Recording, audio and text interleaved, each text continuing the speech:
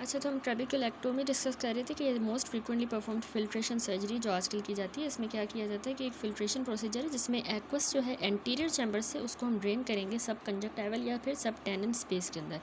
और लिम्बल या fornix base जो फ्लैप है सबसे पहले वो कंजक्टाइवा का और टेनन कैप्सूल का वो सुपीरियरली फैशन करेंगे। और उसके बाद एपी स्क्लेरल टिश्यू को क्लीन करना है।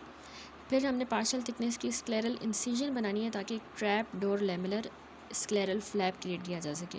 फिर सुपरफिशियल फ्लैप को डाइसेक्ट करना है फॉरवर्ड अंटिल के जो है कॉर्निया रीच हो जाए। और फिर डीप स्क्लेरा को हमने एक्सरसाइज करना है using a punch. Peripheral iridectomy create करेंगे ताकि blockage of the internal sclerotomy से प्रिवेंट किया जा सके। ठीक है, इंटरनल स्क्लेरोस्टोमी की ब्लॉकेज से प्रिवेंट करने के लिए हम पेरिफेरल आयरिडेक्टोमी क्रिएट करेंगे। तो इसके बाद एक बैलेंस सॉल्ट सॉल्यूशन इंजेक्ट करना है to check the patency of the fistula and deepen the anterior chamber. अब इसके साथ कुछ हम एडजुवेंट्स यूज़ करते हैं जैसे कि माइटोमाइसिन सी, 5-फ्लोरोयूरेसिल, ग्लोकोमा ड्रेनेज डिवाइसेस। नेक्स्ट आती है indications for the glaucoma drainage devices. Number 1, उन केसेस में हम यूज़ करेंगे डिवाइसेस जहाँ पे सिवियर कंजक्टाइवल स्कारिंग हो गई हो या फिर सेकेंडरी ग्लोकोमा हो। नंबर 2, या फिर अनकंट्रोल ग्लोकोमा हो प्रीवियस हिस्ट्री ऑफ ट्रैप से, यानी पहले ट्रेबेक्युलेक्टोमी की है लेकिन उससे सही नहीं हुआ। और इसके अलावा अगर certain type of congenital glaucoma हो जहाँ पे कन्वेंशनल प्रोसीजर्स फेल कर गए हों तो हम सेकेंडरी डिवाइसेस जो है वो ग्लोकोमा ड्रेनेज वॉल्स या डिवाइसेस यूज़ करेंगे। इस फिगर में यहाँ पे शोन है, ये ड्रेनेज ट्यूब लगा दिखाई दे रही है, ये प्लेट बॉडी है, वहाँ यहाँ पे वाल्व मैकेनिज्म है, एक्वस ह्यूमर का आउटफ्लो यहाँ से हो रहा है। ठीक है।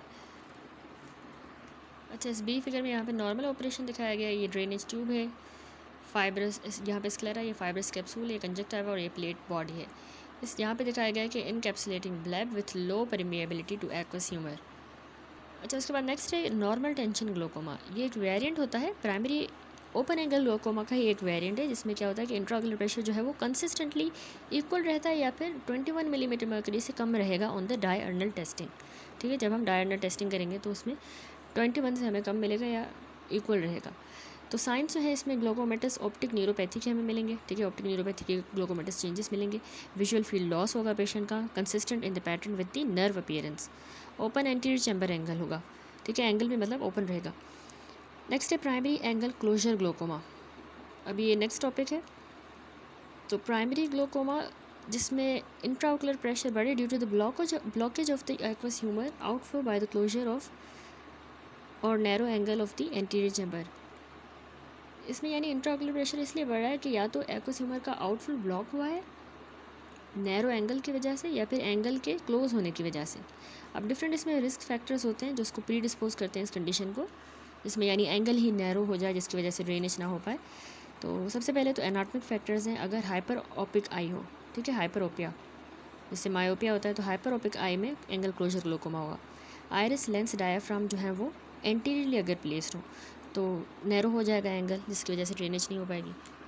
इसके अलावा अगर एंगल जो है एंटीरियर चैम्बर का वो नैरो हो या फिर प्लेटिव आयरिस कॉन्फ़िगरेशन हो। अब एनाटॉमिक के बाद कुछ जनरल फैक्टर्स होते हैं, जैसे एज में 5th डिकेड के बाद जो है एंगल क्लोजर ग्लोकोमा होता है। सेक्स में फीमेल ज़्यादा अफेक्ट होती हैं देन मेल्स। फैमिली हिस्ट्री अगर किसी की, रेस में कॉकेशियन ज़्यादा अफेक्ट होंगे, साउथ ईस्ट एशियन, और हेरिडिटी में भी फैमिली हिस्ट्री भी मैटर करती है।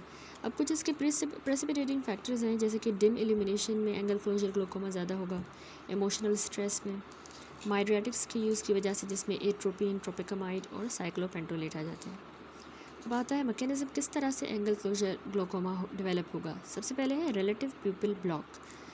तो फिजियोलॉजिक जो हमारा एक्वस आउटफ्लो है उसका फेलियर हो जाए थ्रू द प्यूपिल, तो उससे प्रेशर डिफरेंस आ जाएगा हमारे एंटीरियर और पोस्टीरियर चैम्बर के दरमियान with resultant anterior Boeing of the iris. ठीक है, आयरिस जो है ना वो आगे बोइंग होगी उसकी, लाइक दिस, यहाँ पे फिगर में दिखाया गया है, इसको कहते हैं आयरिस बॉम्ब।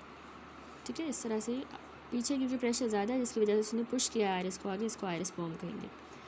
बाकी जो इसमें सजेस्टेड मैकेनिज्म होते हैं क्लोजर के वो है प्लेटिव आयरिस कन्फिग्रेशन और peripheral Boeing of the iris जो आयरिस बॉम्ब है। ठीक है, एंगल क्लोजर होगा फिजियोलॉजिक स्टेट्स के अंदर, जैसे कि अगर ट्विलाइट के अंदर या डिम लाइट के अंदर काम किया जाए तो हमारा पीपल जो है वो डायलेट करता है, इस तरह की कंडीशन हो सकती है, या जब इमोशनल क्राइसिस हो, ठीक है। तो जिस तरह का डिम लाइट में अगर काम किया जाए या इमोशनल क्राइसिस, तो इस तरह के केसेस में जो है आइरिस जो है वो प्यूपिल जो है डायलेट करेगा, जिसकी वजह से ये सारे कंडीशन होगी। ठीक है, एंगल क्लोजर होगा इस तरह के फिजियोलॉजिक स्टेट्स में। बाकी भी कुछ सजेस्टेड मैकेनिज्म होते हैं क्लोजर के, जैसे कि प्लेटू हो जाए अगर आइरिस का, तो ये इसका एंगल क्लोजर हो जाएगा प्लेटू आइरिस कन्फिगरेशन से, और peripheral crowding of the iris से। नेक्स्ट आते हैं कुछ स्टेजेस, हमने इसको डिवाइड किया है प्राइमरी एंगल क्लोजर ग्लोकोमा को स्टेजेस के अंदर, जिसमें 5 स्टेजेस हैं, बहुत इंपॉर्टेंट है। लेटेंट या primary angle closure glaucoma, subacute या intermediate angle closure, acute angle closure, chronic angle closure और एब्सोल्यूट ग्लोकोमा। ये सारे हमने शफी जतोई से भी देखे थे, यहाँ पे भी डिस्कस कर लेते हैं। सबसे पहले है प्राइमरी एंगल क्लोजर सस्पेक्ट। ठीक है, ये लेटेंट या प्राइमरी एंगल क्लोजर सस्पेक्ट होता है सबसे पहला स्टेज। इसमें सस्पेक्ट है यानी कि अभी होने वाला है, अभी क्लोजर हुआ नहीं है, ना ही ग्लोकोमा अभी फुली डेवलप नहीं हुआ। तो इसमें जो है आई वो अपोजिशनल कॉन्टैक्ट में आ जाती है between the peripheral iris and the posterior trabecular meshwork is considered possible. यानी अब अगर ऐसा पेशेंट आया है जिसकी जो है आई जो है वो अपोजिशनल कॉन्टैक्ट में आ रहा है, यानी कि उसका पेरिफेरल आइरिस भी और उसका जो पोस्टीरियर ट्रेबिकुलर मैशवर्क है अभी कॉन्टैक्ट में आने वाला है, अपोजिशनल कॉन्टैक्ट में, तो हम उसको कंसिडर कर सकते हैं कि सस्पेक्ट, ये इस पेशेंट में सस्पेक्टेड है कि इसको आगे जाके ग्लोकोमा हो। ठीक है, तो इस तरह के केस में कोई भी वैसे साइन एंड सिम्टम नहीं होता प्रोड्यूस, और आइरिडो ट्रेबिकुलर कॉन्टैक्ट बस मिलता है हमें आइरिस का और ट्रेबिकुलर मैशवर्क का। इंट्राओकुलर प्रेशर इस स्टेज पे अभी नॉर्मल ही होता है, पेरिफेरल एंटीरियर साइनिक की एडिशंस भी नहीं होती, और ऑप्टिक डिस्क और विजुअल फील्ड भी बिल्कुल नॉर्मल होती है। अच्छा, अब इस प्राइमरी एंगल क्लोजर सस्पेक्ट में अब प्राइमरी एंगल क्लोजर कब होगा? An eye with an occludable drainage angle, जो उसका एंगल भी अक्लूड हो रहा है, और फीचर्स ऐसे प्रोड्यूस करें जो कि इंडिकेट कर रहे हैं कि ट्रेबिकुलाई की जो है यहाँ पे ऑब्स्ट्रक्शन हो गई है, बाय द पेरिफेरल आइरिस की वजह से ऑब्स्ट्रक्शन हुई है। तो इस तरह की जो फीचर्स प्रेजेंट करेगी, जैसे कि अगर वो पेरिफेरल एंटीरियर साइनिक के साथ प्रेजेंट करे पेशेंट, यानी उसकी यहाँ पे एडिशन हो जाए लेंस की और आइरिस की आपस में कॉर्निया के साथ। इसके अलावा अगर उसका इंट्राओकुलर प्रेशर बढ़ा हुआ मिलता है, आइरिस की होल्डिंग मिल सकती है हमें। ठीक है, यानी डिस्ट्रोशन हो जाएगी रेडियली ओरिएंटेड आइरिस फाइबर्स की, जिसको कहते हैं आइरिस वॉर्लिंग। ठीक है, इस तरह के जो चेंजेस होंगे ये इंडिकेट कर रहे हैं कि अब जो है जो प्राइमरी एंगल क्लोजर सस्पेक्ट था वो प्राइमरी एंगल क्लोजर की तरफ जा रहा है। ऑप्टिक नर्व में हमें कोई ऐसा सच ग्लैकोमोटिस चेंज नहीं मिलेगा। ठीक है, इस स्टेज पे। नेक्स्ट नंबर सेकंड स्टेज आता है एंगल क्लोजर ग्लोकोमा का, प्राइमरी एंगल क्लोजर ग्लोकोमा, अभी फुली डेवलप हो गया। ठीक है, इसमें हमें आइरिडो जो ट्रेबिकुलर कॉन्टैक्ट है आइरिस का और ट्रेबिकुलर मैशवर्क का, वो 3 या ज़्यादा क्वाड्रेंट्स में मिलेगा। ग्लोकोमेटस ऑप्टिक न्यूरोपैथी भी यहाँ पे डेवलप कर सकती है, और इंट्राओकुलर प्रेशर तो रेज हो ही जाएगा। ठीक है, उसमें सस्पेक्ट में नहीं हुआ था, अब क्लोजर हो गया तो इंट्राओकुलर प्रेशर बढ़ गया है। देन आता है थर्ड स्टेज जो कि है acute primary angle closure glaucoma. ठीक है, ये जो है इसके फीचर्स प्राइमरी एंगल क्लोजर की तरह together with the signs of glaucomatous optic neuropathy होंगे, यानी एंगल क्लोजर के भी साइंस मिल रहे हैं, और ग्लोकोमेटस जो ऑप्टिक न्यूरोपैथी के साइंस सिम्टम्स हमने पीछे डिस्कस किए वो सारे हमें इस स्टेज में मिलेंगे। तो क्लिनिकल फीचर इसके याद रखिएगा, इसमें पेशेंट को पेन होगा अक्यूट में, पेन पेरिओकुलर हो सकता है, हेडेक हो सकता है, एब्डोमिनल, इसके अलावा blurred vision, haloes, nausea, vomiting, red eye याद रखिएगा, उसका इंट्राओकुलर प्रेशर बढ़ा हुआ है, ज़्यादातर जो है ना 50 to 80 मिलीमीटर मर्क्यूरी के दरमियान होता है, और कॉर्नियल इडीमा भी हमें मिल सकता है। Angle closed fixed mid dilated pupil. ठीक है, जो प्यूपल होगा ना वो फिक्स्ड डायलेटेड प्यूपल स्टेज पे होगा। Glaukomflecken, contralateral shallow anterior chamber, यानी दूसरी आई का जो है हमें चैम्बर एंटीरियर चैम्बर वो शैलो मिलेगा। अब इस acute primary angle closure glaucoma की इस स्टेज की जो मैनेजमेंट है वो किस तरह करनी है, ये भी बहुत इंपॉर्टेंट है, हर स्टेज की मैनेजमेंट डिफरेंट है।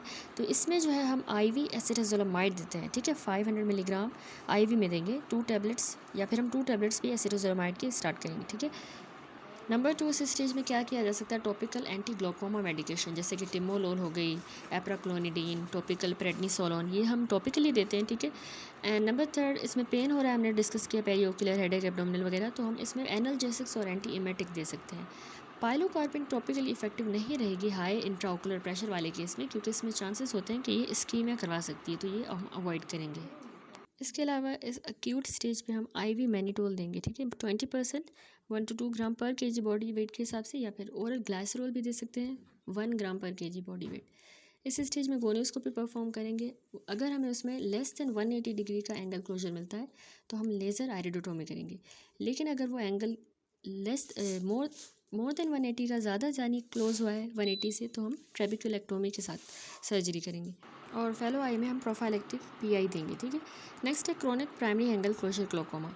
तो ये आता है 4th स्टेज। ठीक है, तो अब अक्यूट की बात क्रोनिक में आ गया है, तो इसमें टिपिकल जो साइंस एंड सिम्टम है वो हमें प्रेजेंट मिलेंगे। ठीक है, आयरिडो ट्रेबिकुलर कॉन्टैक्ट हुआ होगा, दोनों का इंट्राओकुलर प्रेशर बढ़ा हुआ होगा। ठीक है, और इस क्रोनिक स्टेज में जो है पेरिफेरल एंटीरियर साइने की फॉर्मेशन भी होगी।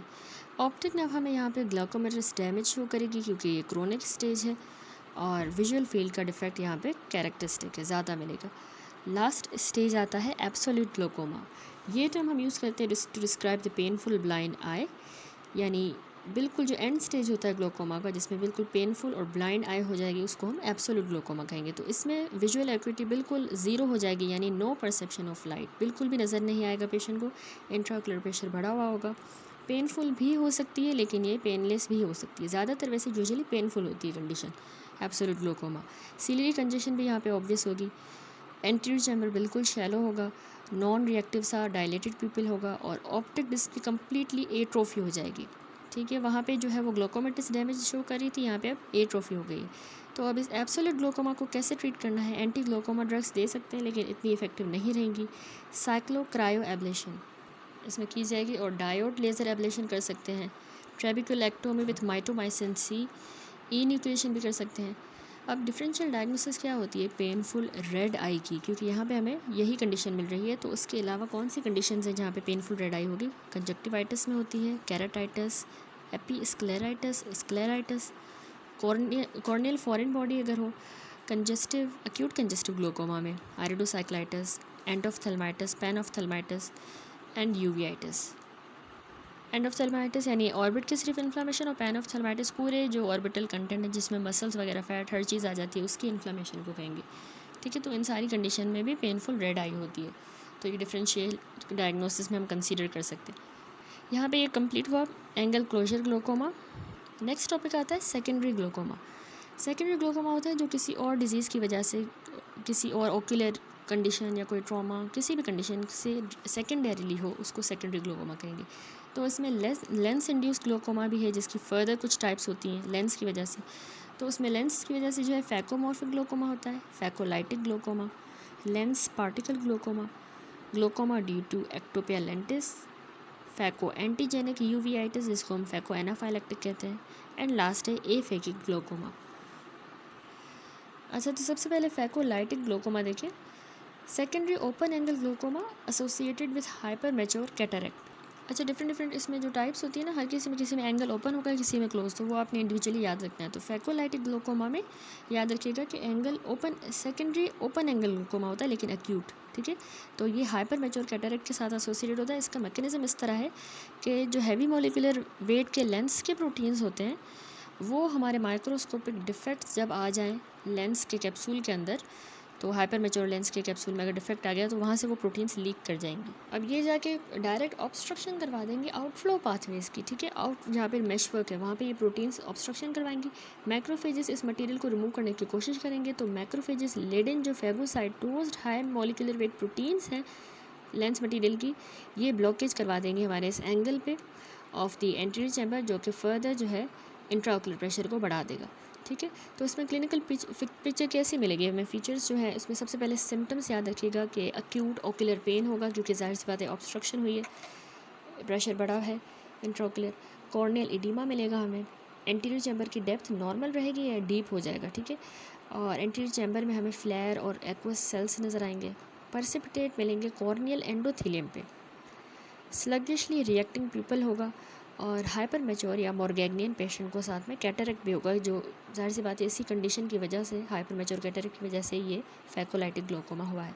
तो अब इसमें प्रिंसिपल्स ऑफ मैनेजमेंट है कि हमने इसमें सबसे पहले इंट्राओकुलर प्रेशर जो बढ़ गया है उसको रिड्यूस करना है। कैटरेक्ट जो इसका कॉज बना है उसको कॉज को रिमूव करना है, यानी कैटरेक्ट की एक्सट्रैक्शन करेंगे। फैकोलाइटिक ग्लोकोमा को हमने एमरजेंसी की तरह हैंडल करना होता है, याद रखिएगा। नंबर 1 सबसे पहले इनिशियल ट्रीटमेंट होता है कि हमने acute lowering of the intraocular pressure करना है। ठीक है, एमरजेंसी के तौर पे हमने फैकोलाइटिक ग्लोकोमा को ट्रीट करना है, तो उसमें सबसे पहले इनिशियल ट्रीटमेंट में उसमें हमने अक्यूट लोअरिंग करनी है इंट्राओकुलर प्रेशर की। तो इसमें हम कॉम्बिनेशन देते हैं टॉपिकल और systemic intraocular pressure lowering agents का। हाइपर ऑस्मोटिक एजेंट्स दे सकते हैं, जैसे कि आईवी में मैनिटोल देंगे 20%, 1 to 2 gram per KG body weight in 30 to 40 minutes के अंदर। इसके अलावा सिस्टेमिकली हम कार्बोनिक एनहाइड्रेस इनहिबिटर हमने डिस्कस किया, एसिटाजोलामाइड, ये भी दे सकते हैं BD dose 250 to 500 milligram. Topically beta blocker जैसे टिमोलोल, मेलिएट, ये भी हम 0.5% बीडी देंगे। टॉपिकली स्टीरॉयड्स भी दिए जा सकते हैं, जैसे प्रेडनिसोलोन एसीटेट 1%, ताकि इन्फ्लामेशन रिड्यूस हो, आई ड्रॉप्स। और साइक्लोप्लेजिक ड्रग्स जो हैं जैसे होमेट्रोपिन 2% बीडी, ये भी आई ड्रॉप्स दे सकते हैं। तो ये इनिशियल ट्रीटमेंट होता है फैकोलाइटिक ग्लोकोमा का। डेफिनेटिव ट्रीटमेंट यही है कि हमने जो कॉज बनाया इसका कैटरेक्ट, उसकी एक्सट्रक्शन करनी है under the mannitol followed by the steroid cover. ठीक है, एंड में फिर स्टीरॉयड देना है। अच्छा, यहाँ पर मैंने आपको बताया कि कुछ जो लेंस इंड्यूस्ड ग्लोकोमा होते हैं वो उसमें एंगल क्लोजर होगा, किसी में ओपन एंगल होगा। तो lens induced open angle glaucomas याद रखिएगा, उसमें फैकोलाइटिक जो अभी डिस्कस किया, phaco antigenic glaucoma, lens particle glaucoma.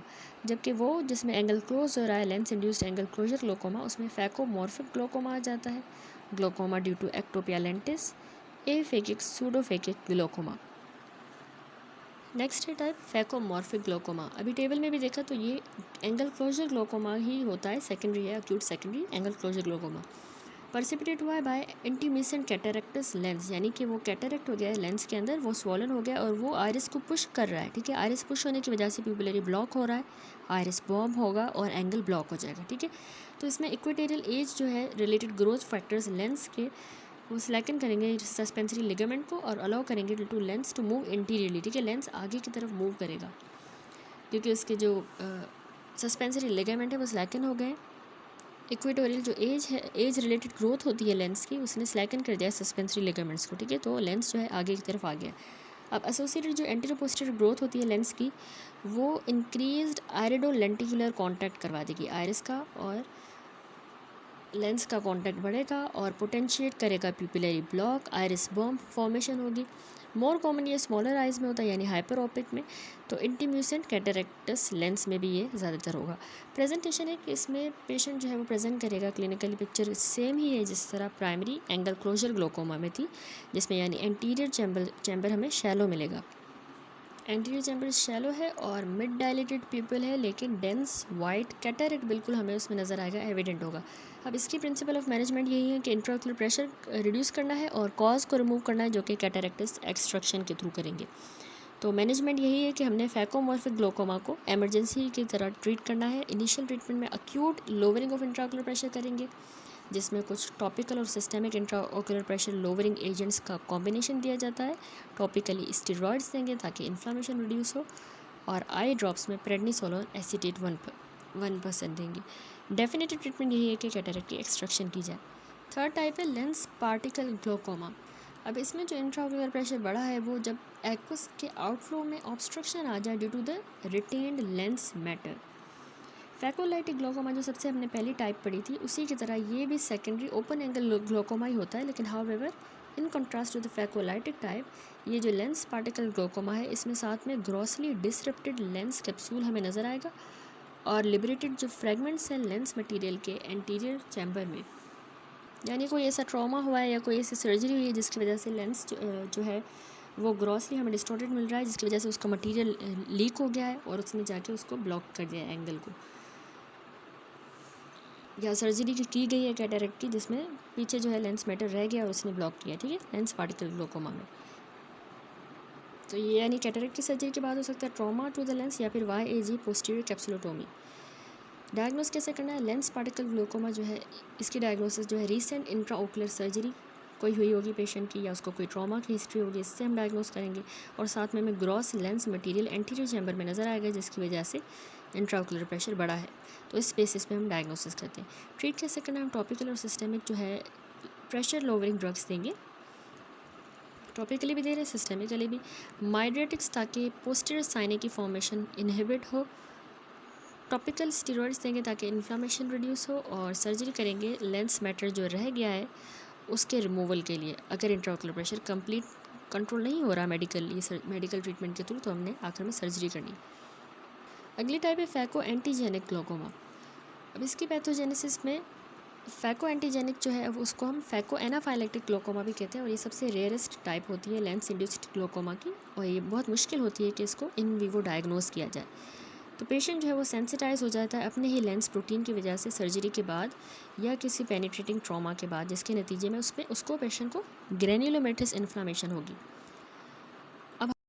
अच्छा, however, during the complicated cataract surgery with a vitreous loss or trauma, a mixture of lens material and vitreous may occur, resulting in the retention and subsequent slow release of the sensitizing lens protein। ठीक है, slowly वो proteins उससे leak होंगे जिसकी वजह से sensitisation हो रही है। Phaco antigenic glaucoma typically occur 1 to 14 days after the cataract surgery, although there may be a longer latent period after the sensitization to lens proteins। जितना लॉन्गर लेटेंट पीरियड भी हो सकता है after the sensitization of the lens protein, और उसके बाद जो है ये फैको एंटीजेनिक ग्लोकोमा हो सकता है। ठीक है, जब तक ज़्यादा टाइम के बाद सेंसिटाइजेशन के। तो क्लिनिकल फीचर इस वाले टाइप में जो है हमें फैको एंटीजेनिक ग्लोकोमा में आईलिड की इडिमा मिलेगा, कंजक्टाइवल इंजेक्शन, कॉर्निया में भी इडिमा मिलेगा, intense anterior chamber reaction, posterior synechiae और mutton fat keratic precipitates, anterior vitritis भी प्रेजेंट हो सकता है। तो ट्रीटमेंट इसका जो है टॉपिकल स्टेरॉयड थेरेपी देंगे और एंटी ग्लोकोमा मेडिकेशन। हाउएवर, जैसा कि बाकी types of lens induce glaucoma में था, तो सर्जिकल इंटरवेंशन हम करेंगे ताकि लेंस मटेरियल को रिमूव किया जा सके अगर वो नेसेसरी है। फिफ्थ टाइप है glaucoma due to ectopia lentis. Ectopia lentis define हुआ है कि यानी लेंस की डिस्प्लेसमेंट हो जाए, यानी लेंस डिस्प्लेस हो जाए। तो उसके अलावा पिपिलरी ब्लॉक हो सकता है जिसके नतीजे में आइरिस बॉम होगा, एंटीरियर चैम्बर शैलो हो जाएगा और सेकेंडरी एंगल क्लोजर ग्लोकोमा हो जाएगा। ठीक है, क्योंकि सेकेंडरी एंगल क्लोज हुआ और फाइनली इंट्राओक्यूलर प्रेशर बढ़ जाएगा, उसके बढ़ने की वजह से ग्लोकोमा होगा। तो एक्टोपिया लेंटिस इस फिगर में भी दिखाया गया जिसमें लेंस जो है वो देखें नीचे की तरफ डिस्प्लेस हो गया ऊपर की तरफ, और ये हमें जोन्यूल्स नज़र आ रहे हैं। तो उसमें ट्रीटमेंट यही होता है कि हमने लेंसेक्टोमी करनी है यूजुअली, ताकि विजन रिस्टोर हो जाए और ताकि रिकरेंट पिपुलरी ब्लॉक का रिस्क जो है उसको कम किया जा सके। अगली टाइप होती है एफेकिक या सूडोफेकिक ग्लोकोमा। इंटेक्ट विट्रस जो है ये फेस कर सकता है ब्लॉक, इंटेक्ट विट्रस फेस जो है ये ब्लॉक कर सकता है हमारे पिपल को या फिर आयरिडोटोमी साइड को फेकिक वाले या सूडोफेकिक आइज़ के अंदर। ठीक है, वो विट्रस उसको करेगा, या फिर फेकिक आइज़ में विद द डिसलोकेटेड लेंस। अब ये जो पिपुलरी ब्लॉक हो रहा है ये सेकेंडरी एंगल क्लोजर ग्लोकोमा करवा सकता है जो विट्रस की वजह से हो रहा है। अच्छा, तो सेकेंडरी ग्लोकोमा में लेंस इंड्यूस ग्लोकोमा में हमने डिस्कस में डिटेल में डिस्कस कर लिया। अब जो दूसरी टाइप है सेकेंडरी ग्लोकोमा की वो है नियोवास्कुलर ग्लोकोमा। तो इसके डिफरेंट कॉजेज़ होते हैं जिसमें इस्केमिक CRVO, डायबिटीज़ मेलाइटिस की वजह से, आर्टीरियल रेटिनल वास्कुलर डिजीज़ हो जैसे कि BRAO, या मिसक्लेनियस केसेस जैसे जिनमें long standing RD intraocular tumour आ जाते हैं। तो अब नियोवास्कुलर ग्लोकोमा में जो साइंस हमें मिलते हैं उसमें तो कॉर्नियल इडिमा है सबसे पहले, इंट्राओकुलर प्रेशर भी बड़ा होगा पेशेंट का, flare and cells anterior chamber में नज़र आएंगे, सटल वेसल्स हमें नज़र आएंगी प्यूपिल के मार्जिन पे जिस तरह यहाँ दिखाया गया है, और न्यू वेसल्स जो है वो आइरिस के सरफेस पे हमें नज़र आएंगी। तो ट्रीटमेंट जो है इस नियोवास्कुलर ग्लोकोमा को हमने इंट्राओकुलर प्रेशर कम करना है एट्रोपिन वगैरह दे के मेडिकली, या टॉपिकल एप्राक्लोनिडीन, ओरल एसिराजोलामाइड देंगे, पैन रेटाइनल फोटोकोएगुलेशन करेंगे ताकि रिग्रेशन हो जाए न्यू वेसल्स की, और टॉपिकल स्टेरॉयड देंगे। ठीक है, जो न्यू वेसल्स बनी है उनकी रिग्रेशन हम पैन रेटाइनल फोटोकोएगुलेशन के थ्रू कर सकते हैं और टॉपिकल स्टेरॉयड देंगे। RD सर्जरी 3 PPV, इसके अलावा anti vascular endothelial growth factor दे सकते हैं। ट्रेबिकुलर जो है उसको हम शंट पे लगा सकते हैं, सीलियरी बॉडी की एब्लेशन करेंगे और ई न्यूक्लिएशन। देन है कॉर्नियल एंडोथेलियल सिंड्रोम। ये क्या होता है कॉर्नियल एंडोथेलियल सिंड्रोम? इसमें 3 एंटिटीज़ आ जाती हैं। नंबर 1 प्रोग्रेसिव, इसमें आइरिस की एट्रोफी होती जाएगी, चैंडलर्स सिंड्रोम होगा, और कॉगन रीस सिंड्रोम। अच्छा, कॉगन रीस सिंड्रोम जो है एक्सट्रीमली रेयर आई डिसऑर्डर है जिसमें मेटेड या स्मज्ड अपीयरेंस होती है सरफेस ऑफ द आइरिस की। ठीक है, और कलर्ड लम्प्स बन जाते हैं आइरिस पे जिसको हम नोडुलर आइरिस नेवाई कहते हैं, और जो पोर्शन है आइरिस का वो कॉर्निया के साथ अटैच भी हो जाता है जिसको पेरिफेरल एंटीरियर साइनेकी कहते हैं। इसके अलावा इसमें प्रेशर भी बढ़ जाता है। ठीक है, तो ये एक सिंड्रोम है। इसके अलावा हमने कहा चैंडलर सिंड्रोम, ये भी रेयर आई डिसऑर्डर है जो कि एंडोथेलियम को अफेक्ट करता है। एंडोथेलियम जो हमारी सेल लाइनिंग है कॉर्निया की उसको ये डिसऑर्डर अफेक्ट करेगा, अब one of the three syndrome जो आयरिडो कॉर्नेल एंडोथेलियल सिंड्रोम बनाते हैं उसमें along with the progressive iris atrophy और कोगन रीस सिंड्रोम भी आ जाता है। तो यहाँ पे जो कॉर्नेल एंडोथेलियल सिंड्रोम है उसमें यही है, प्रोग्रेसिव आयरिस की एट्रोफी हो रही है, चैंडलर सिंड्रोम हो रहा है, कोगन रीस सिंड्रोम। हमें एबनॉर्मल कॉर्नियल एंडोथेलियल सेल्स मिलेंगे जो कि प्रोलिफरेट करेंगे, एंडोथेलियम बनाएंगे, एंडोथेलियम मेम्ब्रेन बनाएंगे in the angle of the anterior chamber, ठीक है, वहाँ पे ये बना रहे हैं, जिसकी वजह से एंगल क्लोजर हो रहा है, सेकेंडरी एंगल क्लोजर, और फिर इंट्राओकुलर प्रेशर बढ़ रहा है। अगला सेकेंडरी ग्लोकोमा की टाइप है इन्फ्लामेटरी ग्लोकोमा। इन्फ्लामेटरी या यूवियाटिक ग्लोकोमा भी कह सकते हैं। ये सेकेंडरी ग्लोकोमा होता है जो कि कंबाइन करता है component of open angle and angle closure disease, दोनों इसमें मिलेंगे। अब ओपन एंगल इसमें हो रहा है क्योंकि वैरायटी ऑफ मैकेनिज्म्स की वजह से, या तो इसमें इडीमा हो जाएगा ट्रेबिकुलर मेशवर्क, एंगल बेशक ओपन है लेकिन इडीमा हो रहा है, एंडोथेलियल सेल्स का डिस्फंक्शन हो सकता है हमारे ट्रेबिकुलर मेशवर्क में, या फिब्रिन या इन्फ्लामेटरी सेल्स जो है वो उसके ट्रेबिकुलर मेशवर्क के आउटफ्लो को ब्लॉक कर रहे हैं, बेशक एंगल ओपन है। अब सेकेंडरी एंगल क्लोजर ग्लोकोमा हो सकता है as a result of ocular inflammation की वजह से, फिब्रिन और इंक्रीज्ड एक्वस प्रोटीन्स जो है वो रिलीज होते हैं क्योंकि ब्लड एक्वस बैरियर के ब्रेकडाउन की वजह से, तो वो प्री डिस्पोज कर सकता है आई को to the formation of posterior synechiae, ठीक है, पोस्टीरियर एडेशंस बनेंगे जिसकी वजह से सिक्लूडेड प्यूपिल होगा, आइरिस बॉम्ब, और सेकेंडरीली मतलब एंगल क्लोज होगा। तो ये डिफरेंट दोनों कंडीशन हो सकती हैं इन्फ्लामेटरी ग्लोकोमा में, ओपन भी हो सकता है, एंगल क्लोज भी। नेक्स्ट टाइप है pseudo exfoliative syndrome. Deposition amorphous grey dandruff like material fibrillar material के हमारे प्यूपिलरी बॉर्डर के ऊपर या posterior surface of the iris के ऊपर या सीलियरी प्रोसेसेस के ऊपर, तो इसकी वजह से ग्लोकोमा हो सकता है। ट्रेबिकुलर जो है वो ब्लॉक हो जाएगा इस एक्सफोलिएटिव मटीरियल की वजह से और इंट्राओकुलर प्रेशर बढ़ेगा, ग्लोकोमा होगा। देन है पिगमेंट डिस्पर्जन सिंड्रोम, तो ये भी सेकेंडरी ओपन एंगल ग्लोकोमा की वजह से होता है यंग मायोपिक मेल्स में, due to the clogging up of the trabecular meshwork by the pigment particles, ठीक है, पिगमेंट पार्टिकल्स ने उनका मेशवर्क ब्लॉक किया जिसकी वजह से इंट्राओकुलर प्रेशर बढ़ा है। अब पिगमेंटेड जो क्रूकनबर्ग स्पिंडल होता है over the endothelium on the slit lamp examination and heavily pigmented angles on the gonioscopy हमें नजर आएंगे, ठीक है, बहुत ही ज़्यादा हैवीली पिगमेंटेड होगा एंगल गोनियोस्कोपी पे, और स्लिट लैम्प पे जो कॉर्नियल एंडोथेलियम है उस पर हमें पिगमेंटेड क्रूकनबर्ग सेल्स यानी स्पिंडल सेल्स मिलेंगे। देन है पोस्नर श्लोसमैन सिंड्रोम। पोस्नर श्लोसमैन सिंड्रोम में ओपन एंगल इन्फ्लामेटरी ग्लोकोमा ही होता है जिसमें अक्यूट यूनिलेटरल एपिसोड्स होंगे मार्कली एलिवेटेड इंट्राओकुलर प्रेशर के, और साथ में लो ग्रेड की एंटीरियर चैम्बर की इन्फ्लामेशन भी होगी। इसको कहते हैं पोस्नर श्लोसमैन सिंड्रोम। फर्स्ट हेट्रोक्रोमिया यूवियाटिस क्या होता है? ये रिलेटिवली एक रेयर क्रोनिक फॉर्म ही होती है यूवियाटिस की, जो कि टिपिकली एक साइड पे यूनिलेटरली होगी जिसमें आयरिस का हेट्रोक्रोमिया होगा, यानी डिफरेंट कलर की जो है आयरिस हो सकता है। Low grade anterior chamber inflammation होगी, पोस्टीरियर सब कैप्सुलर कैटरेक्ट, और सेकेंडरीली ओपन एंगल ग्लोकोमा, तो इसको फर्स्ट हेट्रोक्रोमिया यूवियाटिस कहेंगे। देन है ट्रोमेटिक हाइफीमा। इंट्राओक्यूलर हमारा जब प्रेशर बढ़ जाता है तो उसकी वजह से ट्रेबिकुलर मेशवर्क जो है वो ऑब्स्ट्रक्ट हो सकता है रेड ब्लड सेल्स की वजह से, यानी रेड ब्लड सेल्स ने, इन्फ्लामेटरी सेल्स ने, डेब्रिस और फिब्रिन ने जब हमारा मेशवर्क जो है ट्रेबिकुलर मेशवर्क ब्लॉक किया तो उससे इंट्राओक्यूलर प्रेशर बढ़ जाएगा। तो ट्रॉमेटिक हाइफीमा इसकी ये रीज़न होती है। Haemolytic and ghost cell glaucoma भी हमने डिस्कस किया था शफी जतोई से। तो जब विट्रस में हेमरेज हो जाएगा तो हीमोग्लोबिन लेडिन जो मैक्रोफेजेस हैं वो हमारे ट्रेबिकुलर मेशवर्क को ब्लॉक कर देंगे हीमोलाइटिक ग्लोकोमा में, और डीजेनरेट आरबीसीज जाके ट्रेबिकुलर मेशवर्क को ऑब्स्ट्रक्ट करें। तो उनमें से जो है हीमोग्लोबिन क्योंकि लीक हो गया इसलिए हम इसको घोस्ट सेल ग्लोकोमा कह रहे हैं। अब ये एंटीरियर चैम्बर में एक्सेस लेंगे through the disrupted hyaloid face which can occur from the previous surgery, pars plana vitrectomy, cataract extraction, capsulotomy, या ट्रॉमा के बाद ये इस तरह से हीमोलाइटिक ग्लोकोमा हुआ है, रेड सेल्स ने यहाँ पे एंटीरियर चैम्बर में एक्सेस ले ली। देन है angle recession glaucoma. Blunt trauma के बाद ये देखा गया है due to the tear in the longitudinal और जो हमारे सर्कुलर फाइबर्स होते हैं सिलेरी बॉडी के, उनमें जब टीयर आ जाए तो ये क्रोनिक होता है और ज़्यादातर यूनिलेटरली होता है।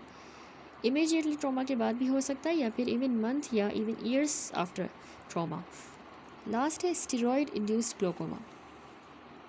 Secondary open angle glaucoma cause हो सकता है टॉपिकली, पेरीओक्यूलर, इंट्राविट्रियल, या फिर अगर हम ओरल कॉर्टिकोस्टेरॉइड्स भी यूज़ करें, ठीक है, ये ओपन एंगल का सेकेंडरी ग्लोकोमा होगा।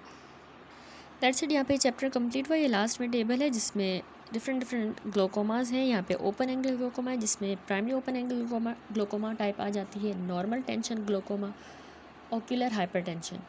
इनके सिम्टम्स एंटीरियर सेगमेंट कैसा होगा, गोनियोस्कोपी पे क्या मिलेगा, इंट्राओकुलर प्रेशर कितना बढ़ा हुआ होगा, ऑप्टिक नर्व हाइपोप्लेजिया किस तरह होगा, और ट्रीटमेंट हमने क्या देना है वो इसमें मेंशन है। इसी तरह क्लोज्ड या नैरो एंगल में सब एक्यूट और एक्यूट टाइप्स का डिटेल में गिवन है, एंड देन कंजेनाइटल ग्लोकोमा का भी।